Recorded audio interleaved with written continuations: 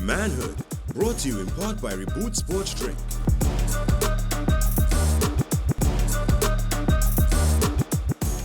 So thank you for joining us yet again on another conversation on manhood. Today's topic, a really, really impactful one. And I know I say that nearly every episode and conversation, but it is. I mean, it's to me, it's always very impacting, very insightful, and I hope that everything that comes out of this show and this forum, that likewise men and women out there listening also appreciate, some of the views expressed here. And they're just views. Remember, we always say we are not speaking on behalf of all men. We are a few men speaking to all men. So today's topic are the role and influences of men in modern day parenting. Of men in modern day parenting. So the role and influences of men in... No, you see, brothers, this is what I talk about. This is where we have to band together as brothers, right? Because instead of coming together, you see, the first opportunity is, I will tear the man down, right? I had a whole opening salvo, and because I remembered or didn't remember one word, and I called on my brothers to remind me, right. I had to get out with some Zeppo, some Trinidadian, a bit of Pecom, So the role and influence of modern day men and parenting. Mm-hmm. So change it wrong a little bit. So that's the topic today. To my right, Johanse IODK, Behavior Change Consultant. I think I might have to change our title up a little bit to maybe provocateur in some cases. Out there with the red jacket looking fly, right? To his right, Kivo, another good partner, comedian. A man who needs no introduction. A man who certainly needs no introduction. I need to introduce myself more than he would. Kivo, comedian, influencer, friend, manhood brethren, man of the people, so many other titles. Really appreciate you being here today. Yes, and father. Correct as well. And father. And who selected the topic for today? Also, Niall, to his right, Vibes God. Mm-hmm. I'll take it. That's sinking, right? Okay. In. So we're talking about a very apt, very current conversation. We've seen, up to a week or so ago, a couple of weeks ago, we've seen the conversation about the woman who had, I think, 7 children, fathered. 3 were fathered by one man, the other 4 by another man, and the influence or participation in how they were growing up seems to be almost null and void, or absent. And it really brings about this topic on so many levels as to, one, where are these fathers? What is the impact on no father being around? What pressure does that put on the mother to be both mother and father? What does she have to sustain to try and, not only also for her mental health, and so many other ways of us who are fathers, present fathers, how we are coping, because there's no roadmap. We're just doing our best, and is the best the best? It's our best that we know. Is the best good enough? Is the best good enough? So, guys. Well, can I just jump in quickly just to ask about that woman that you're talking about with 7 kids, right? You said that the fathers are not around. Is it that they weren't around for her, or they weren't around for the kids? Because there are a lot of women who claim, I'm a single mother, when in reality, the pop still caring for the child. It's not that you're a single mother, you're single and a mother. And there's a difference now, So I just want to clarify. So in this particular case, the mother had said that the fathers do what they can. Right, okay. But the state of she's looking for employment, and her plea to the nation was, of course, for assistance financially. So it don't have to be that the men were, I just don't want to be part of my children's we life don't at know, all. Okay. but there are circumstances. I'm only using that as the most recent as a most recent story, because there are scenarios, as we know. We have friends, we have family, we know people. I mean, it's in the nature, regard to, maybe it's attributed to maybe levels of crime where children turn to gangs, etc., because of the absence of a father. So I'm only using that to say, here we have another scenario similar to that.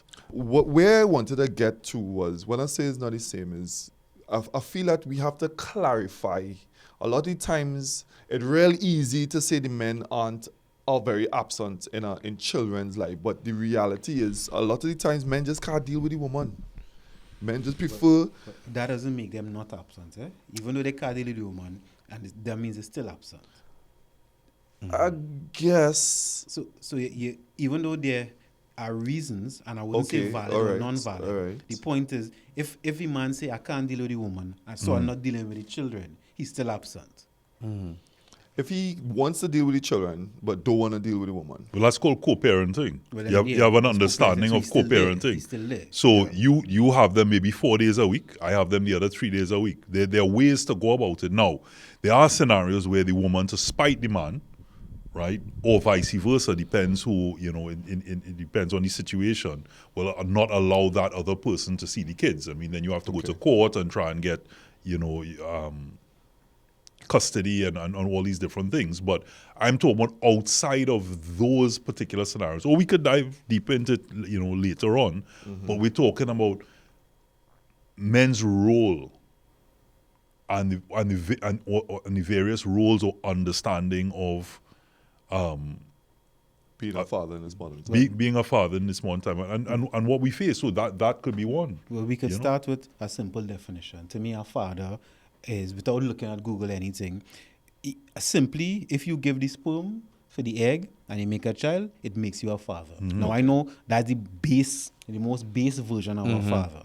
And I'm starting there because we could start to build on it, because we know a father takes a lot more than just donating the sperm. Well, to be a dad. If we go in, well, right. See, we're getting a little semantic there. So, a father, to me, we start on that basis somebody who fathered a child, meaning that you gave genetic material and a child You creates. found fertile soil. Right. So we starting there. Right. Now we can start to add on it, because whether it is you're married to the woman or not, or you even like the woman or not, once you have a child, I think your role now changes. So we can start to define now what we mean by father. So let me start, Kiva. What would you define a father as? A father is the foundation on which a child builds him or herself. So he provides that safe base and also the tools for that child to be able to build themselves from 0 to 7, 7 to 40, 40 to 21. So in essence, without a good foundation, without having that stable foundation, you can't really build a house. And you'll only condemn a house if the foundation off. So they always talk about the father being the roof. I don't think the father is the roof. The father has to be the foundation of the house. So for the child to build themselves, you need to be that solid foundation. So a father or a dad is the solid foundation provided for the child to build. So when a father tells his children, like fathers love to tell their children, listen, when you're under my roof, or you could say, well, it's not really a roof, Dad. No. You're supposed to be the foundation. Your foundation. Yeah. I'm walking on your foundation, but this is not your roof. The roof could blow up easily. But the foundation, most times in our society, is broken because there's a foundation issue, right? And if you could only condemn a building if the foundation is off. So I think the father is the foundation. So what I was telling you, Johan, say, when you thought there was semantics, I do let things go easily, right? Go ahead. To say that, there's that old saying where you say anybody could be a father, but not everyone can be a dad. You could father a child, you Only you know that saying. you donate. Well, Kivo knows it. Yeah, I heard about that. I heard that. Yeah. Once you have a certain, Bed. Once that's all the pepper there, And I don't think you fell in a bucket of paint on your way here. So I'm assuming you have some levels, right? But anyone could father a child. Anybody could provide the sperm. You can have intercourse, and you can father a child. But it takes something different to be a dad, to be there present, to be there in the child's life. More importantly, to show the mother respect. Because no matter what your circumstances are, even if you're co-parenting, you've had a divorce, you've fallen out for whatever reasons, in the presence of a child, you must exalt that person. Make sure that that person sees that mother as her queen or his queen. Yeah.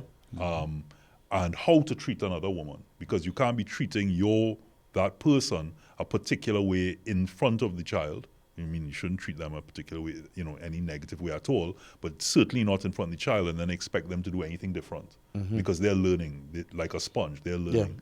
Yeah. So that's one of the first things, and a second would be, of course, providing. Yeah. In whatever capacity, even if you can't financially make it, your duty is to do what you need to do to ensure that that child has the best upbringing and foundation as possible.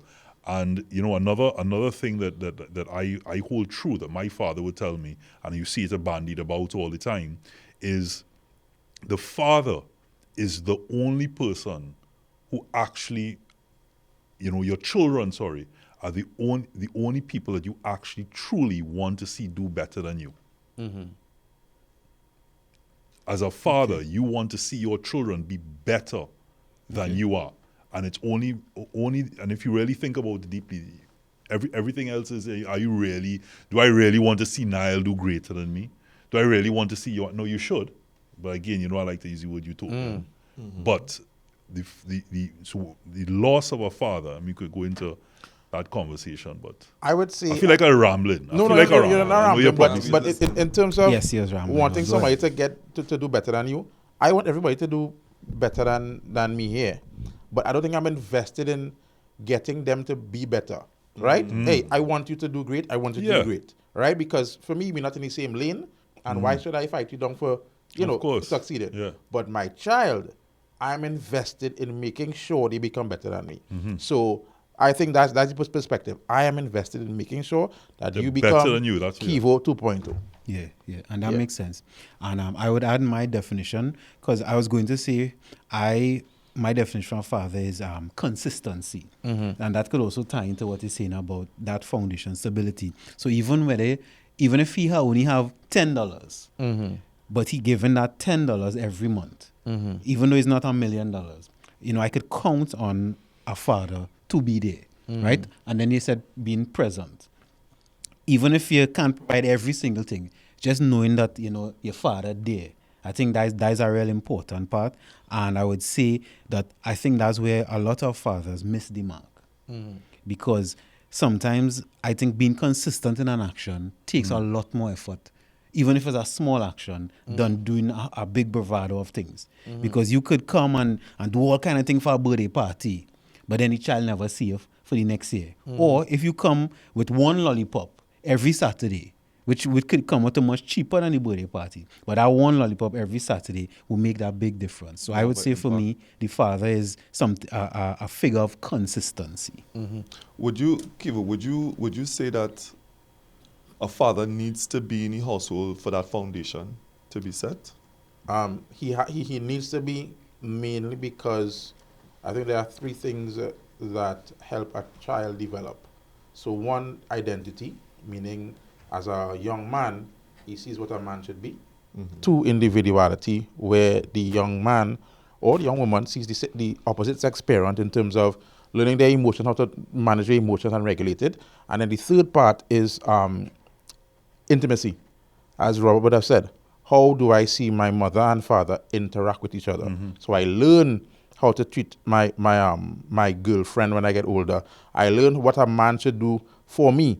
All those things from the woman's perspective. So him not being there, while, of course, if it is that you go to daddy's house and mommy's house and they have their own spouses or girlfriends or whatnot, they could still see it that way. But ideally, the two parents who would have birthed them, it would help. But I'm not saying it's impossible, but ideally it should be that way. Okay. So we need to go to a break. And we're talking here about the roles and influences of men in modern day parenting. So, a lot in there to take in, either men not being present, the importance of foundation, breadwinners, this term that, when men are looking after their children, it's called babysitting. A lot of things inside of there, but we'll talk a lot more when we come back.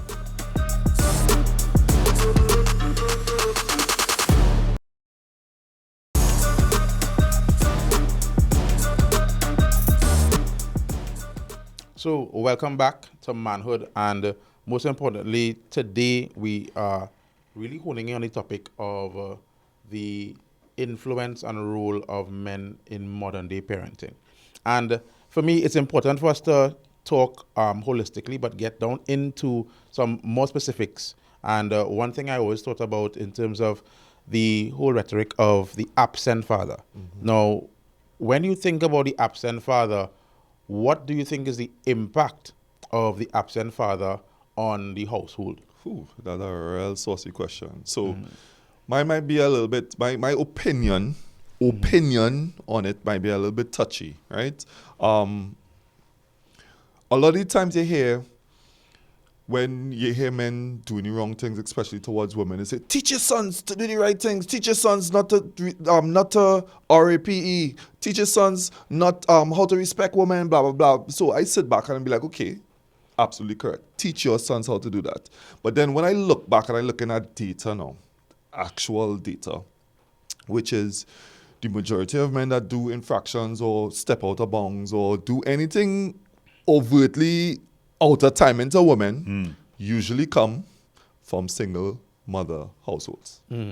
So when I hear women say, teach your son how to treat women, what I actually need to hear is, ladies, we need to teach our sons. It's not an outward, hey men, teach all your boys how to do this. It's really, ladies, we need to teach our sons how to deal with certain situations as they arise, because I say most of these issues are coming from single mother households, right? So then that really comes on back to, is it that women are not doing the right choices, not making the right choices based on the type of men that they're choosing to have children with? Hence where Prime that Minister get in vacancy trouble is for saying happening. that, What's that? I said the Prime Minister get in trouble for saying what you say. Eh? I mean, but I could understand why, because I could understand how it could get people upset, but the reality still remains that Choose the man. it is choices being made. Even after you get pregnant, you have choices. You have choices even after that happens. But the point still remains that if there's an absence of a man in a household that can potentially lead to a child not having the right foundations to be in a social setting, a lot of women have a lot of accountability to hold for that. What I will say there, right? Parents need to teach their children. I wouldn't I say agree. man, woman, parents. But when it comes to men, I am of the opinion that you cannot teach a man how to be a man from a woman. The woman Okay. could talk and talk and talk, and I could advocate and say that a woman in the household telling the son X, Y, Z, but he is not listening to the woman because he is in need of a male structure in front his face telling him that. Correct. Does he have to be a father? It could just be a male figure, It's a right? male I figure. agree. I Male. agree. A male Right? figure. Absolutely agree. So as much as, we might say women not advocating and trying to teach their son, there are some women who just have that masculine bravado and could make sure their son's in line, and there are some women who just can't do it. Biologically, you need a man to tell you these Sheep things don't as make a goat. boy, right? And if I'm telling you, when you hear the term "wait until your father reach home," there's a reason why that's a scary term. That's still Right? fair. There's a reason why that's a scary term. Yeah. Wait until your mother reach home is not well known, even though I and all might feed my mother still. Right? True. But there's a reason why wait until your father reach home is a scary term. It sets you in line. There's a bucket Well, of what- you do hear wait till your mother reach home, but when you hear that, it's normally wait till your mother reach home to ask if you could go out or to Exactly. make something fit to eat. Exactly. Or, it's a different. right? So there's a bucket and water concept that speaks on the father represents the bucket, the water represents the water. If you have no bucket, the bucket represents discipline and boundaries. If there's no bucket, the water now can go wherever it wants and find itself in the gangs, etc. If there's no water, you become hard and emotionless because you're just structured in bucket. Kivo evangelizing So, here today. so the focus here is that we as men need to have more available men to teach these men how to be men. Now, there are men who are going to run off. They're going to realize the pressure of being a man and a provider is extremely hard, right? And it's just too much when they realize, wait now, I want to have my own son, but when they realize that this child you're responsible for this child every single day. You can't switch off. You can't switch off. They have no vacation. It could send you mad. And they could run off. So, Kivo, I wanted to I want us to. I want to come back to something Niall said, but I want you to hold on to that point because that is a huge part of the discussion that we're having here today and what the topic is about. Because we are speaking a lot about fatherhood, but I want to specifically address those aspects of fatherhood and parenting. So we spoke about the woman, we spoke about a bit about fathers, and that a woman can't. You need a man in your life, whether it's an uncle, whether it's a brother. They need. You hear the saying sometimes sheep don't make goats, and and in this case, it's like you need a man to be able to address another man with the biology, all sorts of things. But the truth is, we as fathers, me with a 7-year-old, you have a 6-year-old and a 6-week-old. You don't know if you're always making the right choice. All you can do is you make the choice that you think is right, and you hope for the best, right? But therefore you're molding and influencing another human being. That's scary. That you just don't know whether. I mean, as we talk about modern day parenting, whether we don't have corporal punishment again, so you don't put a hand on a child. Now you hear about. Well, that's they don't beat all the children. No. I speak to my son, but now you're hearing about whether you raise your voice, you're supposed to come down to the height of the child because then the child just sees you as a giant, or they go into a shell, and you see all these shows and all these things about it. So you ask yourself, what from what you got growing up and how you now have to parent, what is the right decision? So you only go in from an instinct. And for some fathers, it's too much. Yeah. But when they bust out, you're now leaving a mother. And I just want to address one more point, Johan say. You're now leaving a mother to raise a child by herself because she's not running away. She's being more, if we to coin the phrase, more manly. I agree. As a result, because she's not abandoning a cub, a child, a pup, right? And when you say that women are accountable in this particular situation, it takes two to tango. And in the same way, we could say, well, the woman chose the man. That man, we all know as men, we like chain up. We present something in a quarter period to get what we want to get. And so you've presented yourself in a particular way that was that attracted the woman, and then you changed as a result of it. And because she is the vessel, she can't run away. She can't run away. But you have. And so the woman having a child as a result of that was left with no choice. The man had a choice, and he took, in certain cases, the easy way out, the cowardly way out. I don't consider those boys men, by the way, right? Right. No, but you said that the women are accountable for... No, I said the woman should hold themselves accountable to a lot of the things, especially when there's an absentee father in a household. They must have some sort of accountability. But the man could have presented himself falsely. It still has a responsibility. So what I was going to say, sex. Sex is an adult thing. Notice I say that sex is an adult big thing. Man thing. Because even though, yes, sex could be pleasurable, it still could result in a child. That is, yeah, So if you're having sex, and it is a serious thing. I mean, it was difficult for me. I remember hearing that because, he's a teenager, your hormones, you want to experiment. But, I mean, as an adult now, I understand that sex is an adult thing. I remember my wife told me it had this couple who, every time they had sex, they used to put $100 in unit trust. Right? Because they know now, of course, as a couple, so they were being responsible, but it may sound funny, but I understand it. Because just in case. Just in case. Easy account. Yeah. Right? I love it. Just in case, because one, in my profession now, seeing the results of poor parenting, single parents, and seeing so many children, right? To be honest, is heartbreaking at times. I remember when I used to do some work with family court, and after a while, having so many custody battles and things, I just started asking these parents, I said, why did you all have children? And 100% of the answers were selfish reasons, Because, well, I want my mother to get a grandchild before she dead, right? Well, I can't dead alone. I had to have somebody to take care of me, right? It was all along those lines. Well, I had to have a lawyer and a doctor and something in the family. Legacy too. It had Legacy. plenty land. I had to have X, Y, Z. Now, I'm not judging whether these reasons are good or bad, but understanding why I have a child. But is- man is also want to real spread the important. seed. You know, you're telling yourself, listen, I want to have a child. I want to see a mini me, or I want to make sure I'm, you know, I swim in. Well, Right. that's being a father. If you want to see And that, it don't make you a man because the elders, my, let's say, father and grandfather generation, I remember it was a big thing. Well, I have real children now, they ain't taking care of none, eh? Correct. Right? But Correct. to just see that they have real children. Yeah, And to be honest, in my family, it had a lot of men who did that. And if you see the hurt, it caused now generations of hurt because we now trying to repair it because sometimes when you go to family reunions, no lie, maybe the last 7 years straight, we've met a new person. Now the good thing is we all coming together and making it, but they went through a lot of hurt. They didn't know their family, etc. So I'm saying, whether it is, you spoke about women choosing the right man, but even men knowing the responsibility because we have the seed.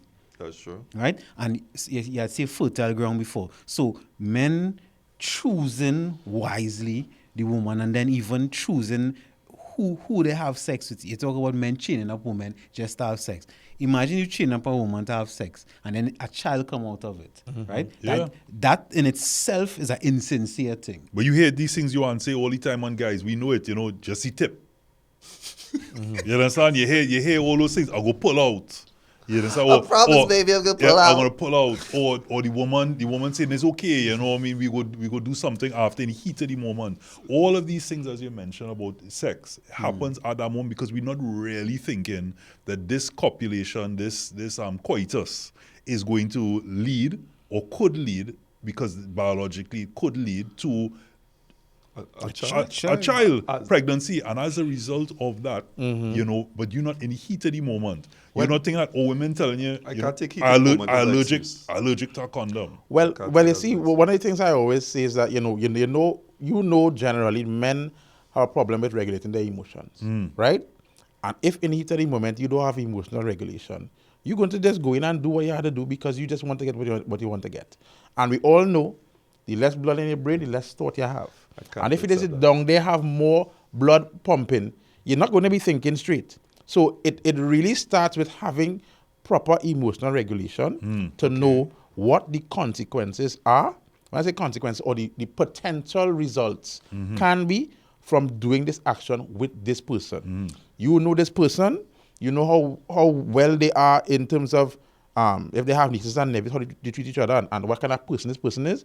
The physicality of the person is not enough to say whether or not we can even co-parent. You don't know anything, and you still go through and do such. So I just think, yes, if they say you want to have sex, fine, but you need to know at least that if something does occur, that we could at least co-parent to make sure that this child doesn't feel as though we didn't want them to be here. So emotional regulation has to start with the men and the women. But Kivo, does not come in almost Nile, like, you know, yes, if we have sex, we're going and thinking there's a possibility of a baby. It's almost like saying, you know, if we go out on a date, you know, it could be marriage. No. It's almost, there are people that think that you go on a date and this could lead to, you know, the But of course expectation it of could. marriage But in that's certain still, cultures and but that's certain. still decisions being made along the way until marriage. But sex, though, 32 to 36 will always almost lead to impregnation. But how many people thinking of that, like you said, who has an emotional intelligence? They don't. They That's, don't. not that's just intelligence. Yeah. That is just straight intelligence. Nah, because I remember doing some sessions with boys of various ages and girls also. And what you're saying is intelligent. Sometimes you just don't know. You know? Those are children. You said boys and girls. We're talking about adults because we already know that sex is an adult act. No, we saying it's an adult act. That don't mean It should be an adult act, It but should be an puberty. adult act. But so then what we're saying is that I could be 36 years old and still a child then. Okay, 18 you're legally an adult, Right. So we're going legal. We're not talking about mental and Yeah. emotional understanding. So even at 20, 25, you could not understand what ovulation is, when ovulation is. You may not understand what exactly it has. What I do understand is if I have unprotected sex, There's a there's a potential for potential that. of a child. So there are avenues. But not everybody understand that. Let What? me tell you. Listen. If you don't understand I that, can you're not tell supposed to be having sex. If you have no money, you're not supposed to be having that, sex. but that is not saying what that. ideally happened. Because I will never forget, there was a 23 and 24-year-old couple, and I remember the guy saying that if she get pregnant, it's her fault because it's her decision. So he could ejaculate in her, but it's only if she get pregnant. That's because she wanted to. And, Right. and Mentally. and she thought that too. And That's how both of them were correct you say serious with that. If you ejaculate in her. Ejaculate. Well, behave yourself. Right. But I say that because that may not be the common, but it have people who are ignorant about sex. Yeah. Ignorant about the dynamics, the logistics of sex. So even though you thinking certain things obvious to you, and you saying, well, as an adult, and a responsible adult, will XYZ, some people don't know, you know. Well, all right. Well, before we go to the break, let me just leave a question that you could ponder as the two fathers in this room, right? At what age do you all think is appropriate to have a sexual education conversation with your child? Because I never got it when I was a child. I never had that birds and the bees combo with my dad or my mother. I had to figure that out. But Hugh Hefner, bless me, with, Hugh Hefner taught me sex. Yeah. You understand? So what I hear now is that there's a disconnect of education not properly happening. So when we come back from the break, you'll let me know how you'll deal with that with your kids. Okay. All right? Talk to you all soon.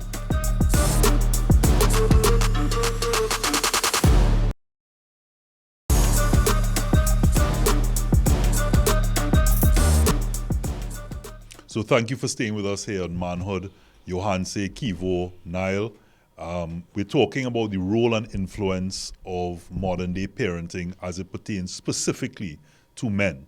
And before we went on the break, of course, Nile asked the question from Kivo and myself that, in short, when is the right or appropriate time to have sex ed with your children and specifically to us? I mean, and I must say that I, like you shared, Nile, never really had that birds and the bees conversation. You know, we had Playboy magazines floating around in the school class. You know, it was giving away some of my age here. It was VHS tape. Yeah. You know, and you're looking VHS. at a little Blues. You know, a little blues. and that's how you're learning. So you were learning based on not so much the education, but it was almost educating about sex. Not sex education as into consequences and all that. It was an education as to how to have sex, which is different. Yeah. And of course, through the mediums in which I would have gotten, and I'm sure a lot of people would get that, it was more, it was appealing. It was like, hey, you know, you kind of... It was more entertainment. You're being driven to, I want to experience that too. And so the question that you more specifically might have been asking is, maybe when would I have that conversation with my son? And how? I am one of those that, you know, people say, you know, you shouldn't be the best friend with your child. You know, you need to be a father. You should not be. Some people think that. I think you can have a balance, and I can be a best friend with my son in terms of certain activities, and other times when he knows I'm his father. But we must always know that there's respect and that trust. Another very important thing, so that he can have that conversation with me, so that I will know what's happening, but I mightn't always condone it, and be happy about it, but I wouldn't berate him for it or you know, or embarrass him for it. And so therefore, in that conversation, I would like it to happen organically, as to if he mentions about a woman or a girlfriend or anything happening in his life, just to say, hey son, you know, just make sure that you're really ready, that she's ready. You know, movies show you a lot in those conversations that we could have, a lot of segue conversations, and just say, you know, be safe. I mean, again, he's 7, 11 years from now, who knows what the environment's gonna look like, what's gonna be out there. You know, we spoke about it in the last episode where we spoke about AI. And so it just for me, it's have an open forum, an open dialogue, and something I want to talk about more in this particular segment is for him to make the right choice, and all I can do is say what I think is right at the time. It might be the best advice. Well, okay. Well, I think for me, content is very available in terms of when I was, around 9 or 10, I think my dad had a conversation with me. Right, I remember it clearly because hearing that word for the first time and him explaining everything for the first time, it was very loud. So I remember where I was and what was the conversation was about. But I only had two forms of media, right? I had paper media, I had TV, and I had radio, right? And in that time, everything was very well covered for you to not know what sex and remain innocent. Now a child can get information like that at 4 years old on a laptop. If they scroll too fast, they'll find out for themselves. So let me ask you something. In there, when you were having that conversation, did you feel any kind of way? Was it odd? Was it awkward? It was awkward because it's not something that you ever heard before. And for me, it kind of scared me into remaining celibate for a period of time. Like when I was like, dog, based on what my father tell me, let me just not get into that right now. Cool it. Let me pat down now, boy. Right? So that kept me away. That conversation kept me away for a good while. And it also helped me understand, like, stepping back and looking at what the consequences were, why probably he had to say it like that, because it was a real aggressive conversation. And I think now, because content is so easily available, a child could teach themselves by 5 years old, right? In terms of being on the wrong phone, seeing everything. So I think when they are at the age of reason and make the right decisions, teaching them about good touch and bad touch as early as possible, and then segueing with segments of the conversation, because there's some things you can't just give a child at 7 everything one time. So this is what a rose foul is. You understand?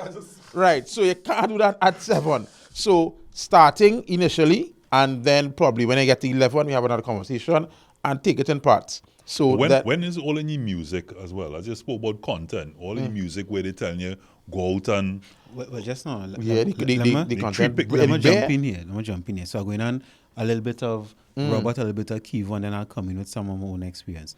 What you're saying about you have that relationship with your son, is striking the balance between best friend and father, right? And then what you're saying about your father giving you the information.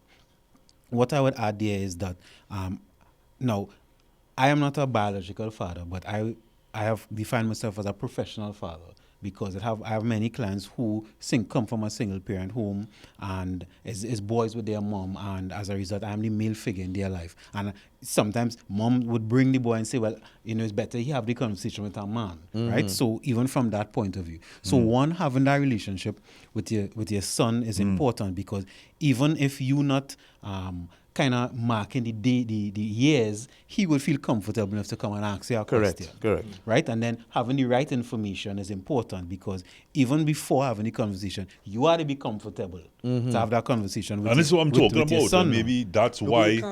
I'm just saying that maybe that's why my dad and I never had the conversation. Maybe that's why I wanted to happen, as we having discussions and it's happening around but I don't know, because I haven't experienced that and how it's delivered. I don't know whether I may feel awkward in having that conversation with my son. Right. And then the other thing is, by having the conversation, you don't want to put the fear of God in them with regards to it, because while you do, it's like holding your child back from something or telling them they can't eat something, and the moment they go out there and get a taste, they love it. Fear, you just go action, reaction. So son, if you have sex is what creates a child. If you decide, depending on the age, depending on who the question asks. But this is it then. So when is that right age? Because they have these things about grass on the pitch, and all of these all these phrases when people come into puberty, right? And at that age, so you pre-puberty, basically, puberty at or prepubescence, or what was it? I can't remember the term, at 10 and 11 and things like that. Some even younger. So at what point are you then having that conversation? Because you might tell yourself, okay, at 16 or 18, I'm going to have this Right. conversation. And action happening before that. So this is to answer your Good question. touch, bad touch, according This to is to Kibo. answer your question earlier. Remember, Robert, you were expressing concern about whether or not a father would know if he's correct in what he's telling his child, whether it's a boy or a girl. And we don't have no manual for parenting. And what I've realized, a father, and I've seen this so many times, I could say it emphatically, any father who is investing in his child, who, whether it is there with the mother or not, if you're paying attention, he is no. So I'm not giving it's better at 5, it's better at 6, it's better at 8. Yes, no way. A father who is really invested in his child will know. So even if he doesn't necessarily see anything from the child, let's say he had a conversation with the friends. Say, they're starting to talk about this. Maybe time. you need to talk about this. Or I noticed my son moving a certain way. I noticed he got an erection and he was feeling awkward about it. If a father is paying attention, he's no. So I put in that out. They have no exact science for that. But and a father, so any father too, and I would add, there are many times fathers bring their children to me, and then after an assessment, me and the father talking, and many times what I say is confirmation for the father. He already knew, but he was unsure. And that has always be a good thing to me because it shows me the father paying attention. And even the fact that if he bringing his son to a profession, I mean that he even invested in the child. So I say that because sometimes parents will be worried about, when to do this and when not to do this. And I mean, to be honest, I don't know no perfect parents, but I know sincere parents. And when you're coming from a sincere place, when you're paying attention, you almost know at times something different, something off, and I should have this kind of conversation with my son or my daughter. So, Niall, I want to, I'm going to give way. I just want to be able to say that we're speaking a lot about fathers. I mean, this is manhood after all and fatherhood. But I want to incite the provocateur a little bit, right? To say that the topic is the role and influence of modern day parenting. And yes, we're speaking about men, but also within that is not just our responsibilities, is what do we expect as fathers from the mother for our children as a rule, because we're talking about parenting, right? What is our expectation from the mothers raising children, our children as well, or, and also from that perspective, outside of that, what maybe the mother's expecting of the father and not seeing or could compliment us for?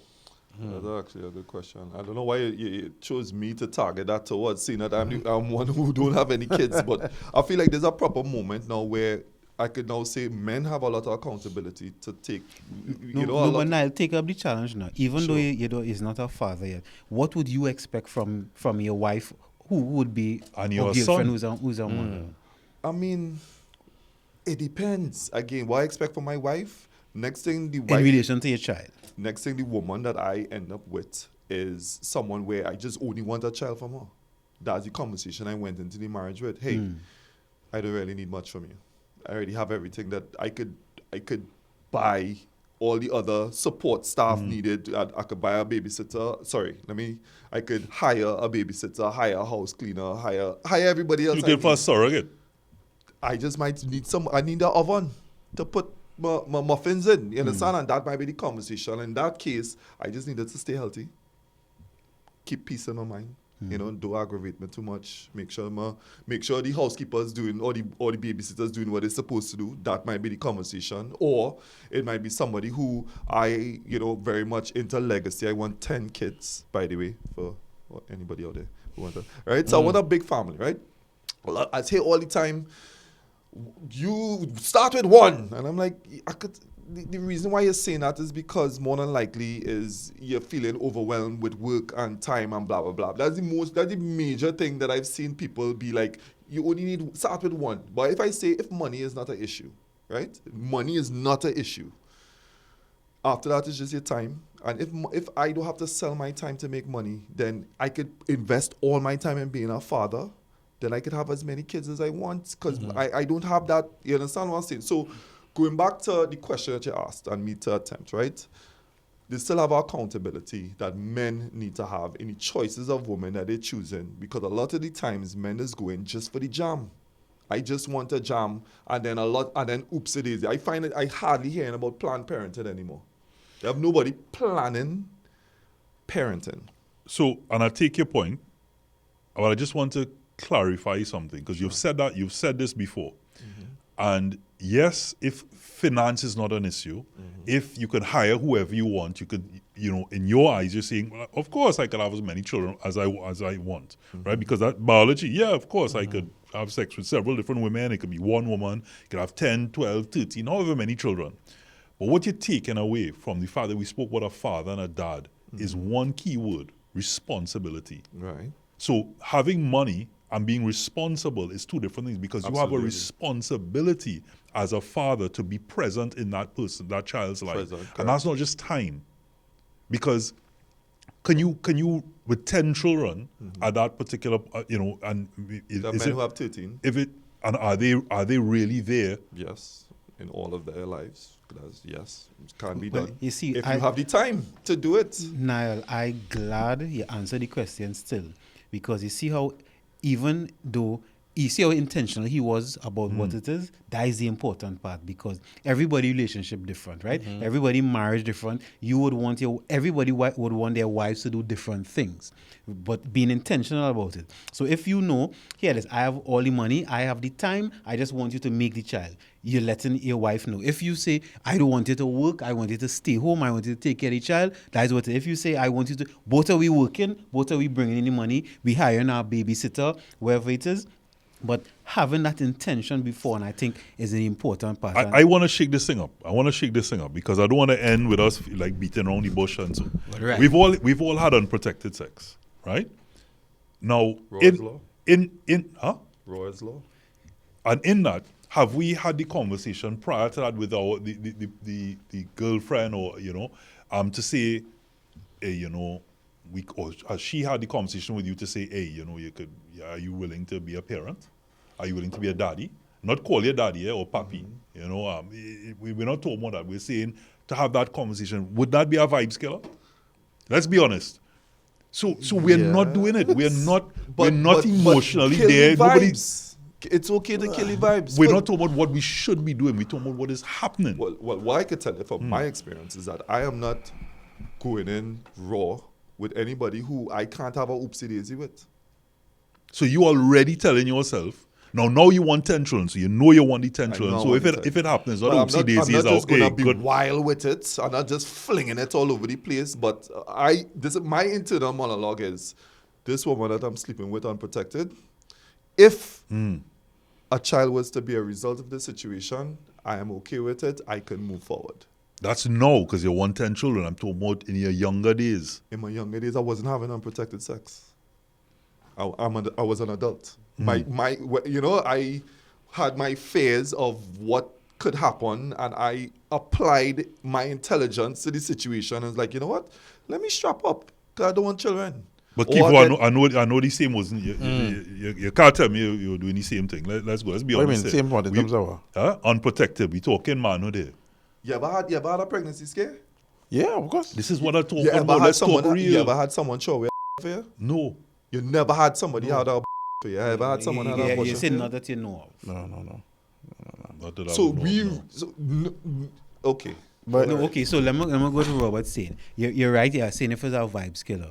For me, times I've had unprotected sex, I was mindful of it, because I was like, I don't want, if it's somebody who I don't want to have a child with, or Right. it wouldn't, I really don't want to. There are some people, you know what, if you have a child, it's not the end of the world, Now, right? miscarriage is different to somebody having an abortion. You can't. I'm just saying, you can't your question was very guesstimate. specific. So It was that. It was Right, but I was being irresponsible, and I could say that because even if because I wasn't financially ready, right? Even though I could have said, well, I didn't mind because I have a connection with this person, but I wasn't ready for it financially, and let me see, at those times I didn't have my own place, right? But at least my own home, so I could say for me, I was taking a chance, and I know many men take a chance, and when you're taking a chance, the truth is, now you're only taking a chance with your life, you're taking a chance with her life, and then you're taking a chance with the possible child life. So I understand what you're saying, and I'm not saying that we sit in high and mighty because we know better now. But I understand what you're saying. But somewhere along the line, even though we men have made mistakes in the past, we are doing our best to impart the knowledge now so that it won't be made in the future. And I can understand why traditional households was the way it was, where sometimes the arranged marriage, I could understand it. You know? I could understand why the made people get married early. I could understand why things were a specific kind of way, like women were shamed for being, when there's not virgins, because most of us humans, we're not responsible, and we need some kind of guidance. So I could tie that back into the role of a man and the father in a household is to put in that structure. Every man know the structure. It may not be the same thing for Kivo and I, but you know the structure you want your household to be in. And it's important that you're intentional with it, and also that you don't compromise with it. Because I'll add one thing and then here come in. When I work with fathers, and remember I said a lot of times what I tell the fathers is confirmation for them that they already know many of these things. My next question is always, without fail, you and the mother on the same page? And 90% of the times is not. And this is what I'm asking. I said it from the start of this segment. I still want to know what you expect from the wife. What to expect? Right. So you know, if you have two visions in a household, they call that division, right? And unless you're on the same page, as Johansi would have said, you're going to have parenting being done in two different ways in the same household. We're just going to split the child in terms of, well, I could go by mommy and get this, and go by daddy and get it. Well, we all went through that. Exactly. That's how we know that. So where's the united front in terms of what does my child eat on a morning? How what kind of table manners do we instill? What time to go to sleep? All these things. I can't hear from my wife, oh God, give him my next thing. No. I don't say no already. And if the mother says no, and I can't come and say, oh God, the boy is a boy. No. It can't work like that. So the expectation... Not in front of the child anyway. Exactly. So the expectation is that when we're in front of the child, we are a united front. All the other things in terms of, I want my wife to cook on her morning, all them things don't matter. What I need from you is that we on the same page, and if I talk, we both agree. When you talk, I on your side. If we go in the bed ourselves and I say, here now, we should do that different next time, then we go there. Because you don't want that split. No, but is it that between you and your wife, you all decide who's the disciplinarian in the situation? It happens. It happens. It happens. Good cop, bad cop. Just mainly is usually the man in terms of based on the situation sometimes. But my wife could call me now and say, look, daddy on the phone. Boom, everything back to normal, right? Yeah. So I'm the disciplinarian. I don't mind being that, but it's not that the bad guy disciplinarian. Yeah. I can be the bad guy. It's not. We hear that term bandied about all. It's not bad cop. It's just that a child is very smart. Children are very, very smart, and they know who they can get away with something, who they could get away with what, and who they can't. And so the father generally, with the voice and all the rest of it, they know, hey, I can't do this. Yeah. So they know who to play, you know, and more so in these relationships, what you'll hear is the woman in front of the child sometimes, oh God, baby, let him have another one now, or let me just give him a little bit more now. All of these things, even though it's done in a very nice and respectful way, it is still sending a different message. Yeah. That to that child's computer and boy, I could divide and conquer. I could still get it from mom, or mom begging for me. So what Kivo is saying is that even though we don't agree at that point, even if it's a text message, even if you say I could have a word with you, whatever the case may be, it needs to be a united front. So at that point, you could then come back and say, you know what? If you do so and so, I'll give you another cookie. It must still come from the same source. So my mother and I spoke about it, and we have agreed, right? Yes. So there's a clip on social media where there was a mother who had a son before, and she married somebody. And he was telling the young boy, he was playing PlayStation, and he said, do your homework, it's 7 o'clock. And he said, well, I want to finish this game. The wife was in the kitchen, and said, there's just one more game. and he kept lamenting, it's 7 o'clock. He pull out everything, throw it in the bin, the PlayStation, pour milk on it, and say, do it now. And the wife was like, what's this? But for him, he's like, I already spoke. And 7 o'clock is the time for homework. You can't come and tell me now, hey, is this just a game? No. So then what you have me here for?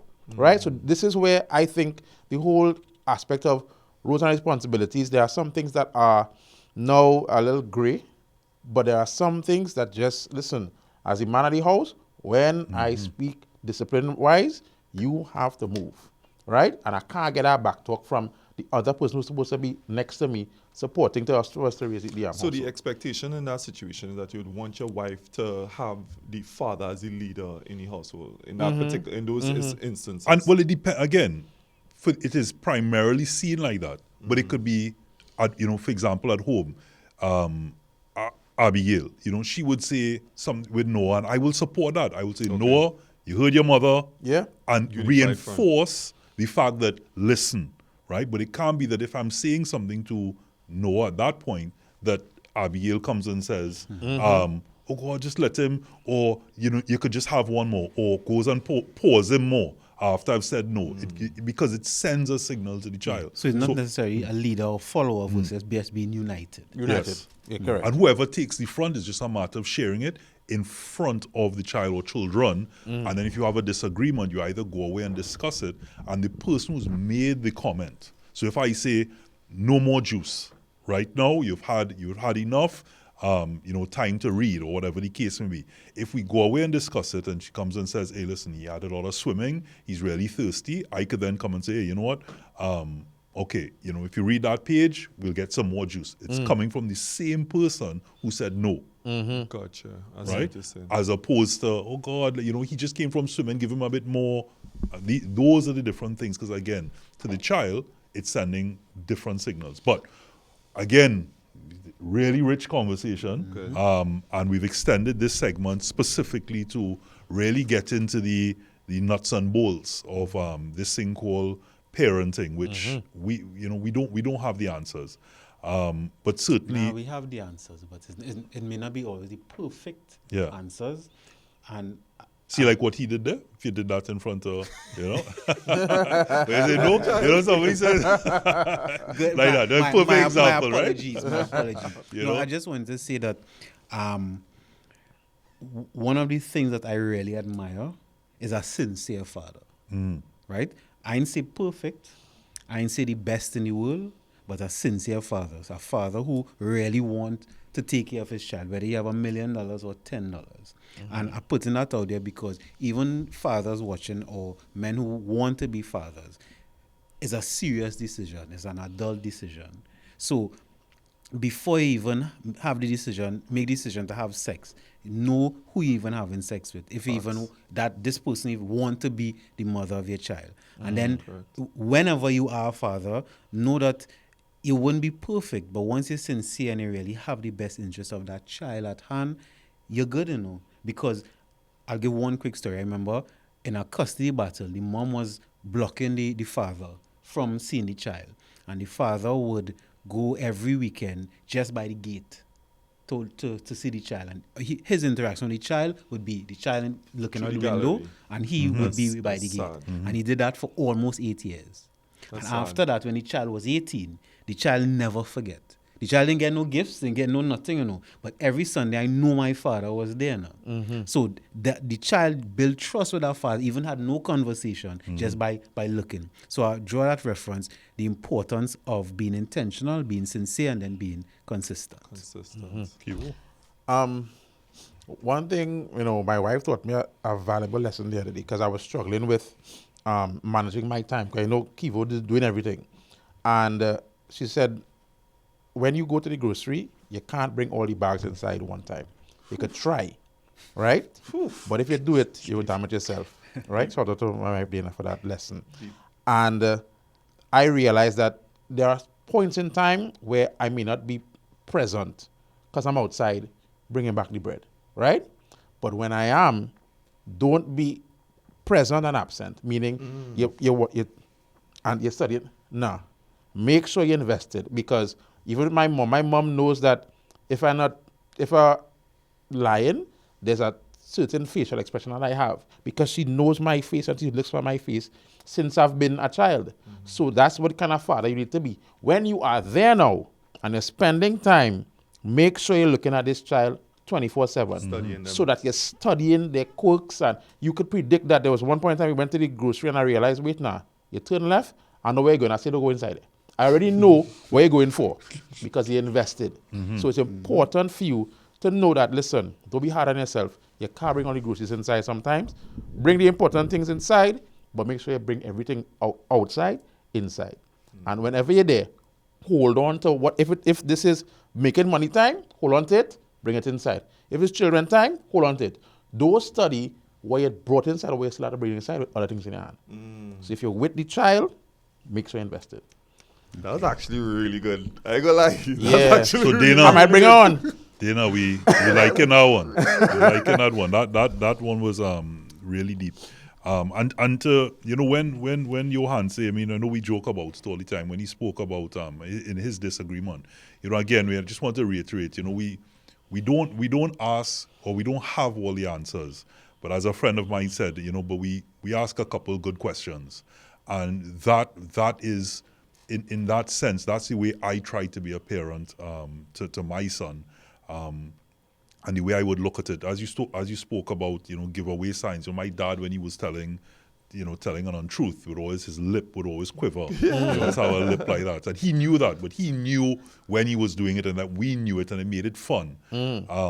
But I really take your point, Kivo, and one of the it's really important that we're not here for a long time, but you could be there for a good time, and therefore it's important for that moment to really invest. If I decide I'm in front of you and I'm speaking to you, I'm not only observing, but I'm giving you what I can, which is more than any finance. With I'm giving you my time, and these are memories that we're building, and that's more important than anything else. Other than, I'm here, I'm sitting down, because there's that other saying. I know Nile like my sayings. You can be alone in a crowded space, and you can be sat down with your child and on your phone, on a device watching TV. Even sitting down with a child watching TV, you're still disconnected because you're both in an environment looking at something, but you're not interacting. Yeah. There's that moment you're gonna look back and say, "Hey, remember that good movie we watched?" Yeah.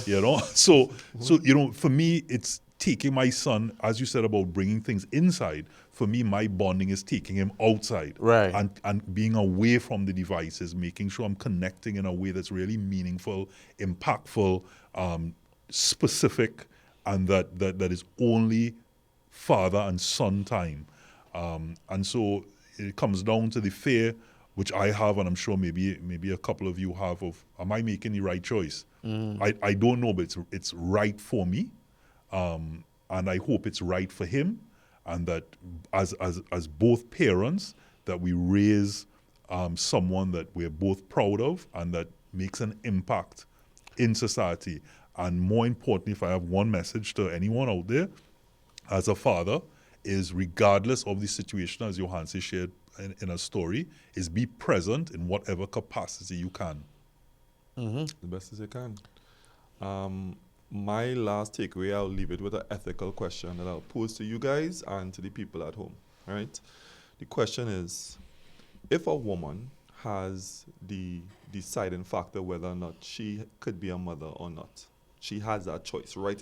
When she does get pregnant, she could choose. A man don't necessarily have that choice. So the question is, should a man be able to, if it is a woman, could decide to be a mother or not? Should a man have the ability to say, I want to be present in his child's life or not? You understand? Should he be able to say that? We leave in that. We're just leaving that to float out there. That's a whole other. It's for the conversation. Get the juices flowing. Yeah. That's for the next. Next episode of Manhood. So before we close, I want to know, Kivo, if you have anything, because Dana clearly have some real good insightful pieces there. I wonder if you have anything that you may want to leave us with on Manhood. Well, it just stems on the last point I made. I think when you hear the word privilege, you think about finance all the time. But it was a privilege, God rest his soul, having a relationship with my father. So having a privileged child doesn't necessarily mean giving him finance or her finance. is having a child who had the privilege of experiencing you as a parent in your holistic sense, not just being able to get $1,000 a month as salary because you're abroad. It's important for you to give them the privilege of knowing you and you knowing them. This was Manhood. Johanse, Kivo, Niles. Manhood, brought to you in part by Reboot Sports Drink.